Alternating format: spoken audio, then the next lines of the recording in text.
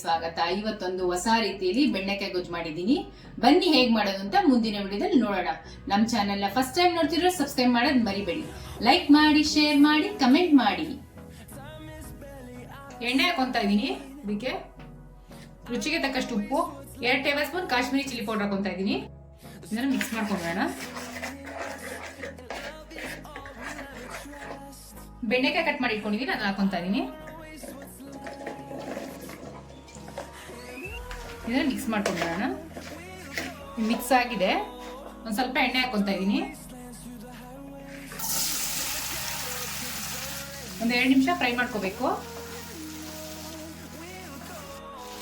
ನೋಡಿ, ಇಷ್ಟು ಮಾಡಿದ್ರೆ ಸಾಕು. Stove off ಮಾಡ್ಕೊಂಡ್ಬಿಡೋಣ. ಹುರ್ಗಡ್ಲೆ ಹಾಕೊಂತ ಇದೀನಿ, ಹಸಿಮೆಣಸಿನ್ಕಾಯಿ ಹಾಕೊಂತ ಇದೀನಿ, ತೆಂಗಿನಕಾಯಿ ಹಾಕೊಂತ ಇದೀನಿ, ಸಾರಿನ ಪುಡಿ ಹಾಕೊಂತ ಇದೀನಿ. ಇವಾಗ ಇದನ್ನ ರುಬ್ಕೊಂಡ್ಬಿಡೋಣ. ಎಣ್ಣೆ ಹಾಕೊಂತ ಇದೀನಿ, ಹಿಂಗ ಹಾಕೊಂತ ಇದೀನಿ, ಸ್ವಲ್ಪ ಈರುಳ್ಳಿ ಹಾಕೊಂತ ಇದೀನಿ. ಈರುಳ್ಳಿ ಸ್ವಲ್ಪ ಬಾಡಬೇಕು.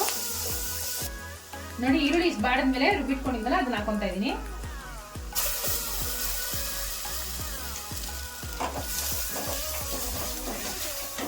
ಮಿಕ್ಸಿ ಜಾರ್ ತೊಳೆದು ಒಂದು ದೊಡ್ಡ ನೀರು ಹಾಕೊಂಡಿದೀನಿ, ಅದನ್ನ ಹಾಕೊಂತ ಇದೀನಿ. ಒಂದ್ ಸ್ವಲ್ಪ ಉಪ್ಪು ಹಾಕೊಂತ ಇದೀನಿ. ಅವಾಗಲೇ ಬೆಂಡೆಕಾಯಿ ಉರಿಯೋಕೆ ಉಪ್ಪು ಹಾಕೊಂಡಿದ್ದೆ, ನೋಡ್ಕೊಂಡು ಹಾಕೋಬೇಕು. ನೋಡಿ, ಇಷ್ಟ ಆದ್ಮೇಲೆ ಇವಾಗ ಬೆಂಡೆಕಾಯಿ ಹಾಕೊಂಡ್ಬಿಡೋಣ, ಹುರಿದಿಟ್ಕೊಂಡಿರೋದನ್ನ.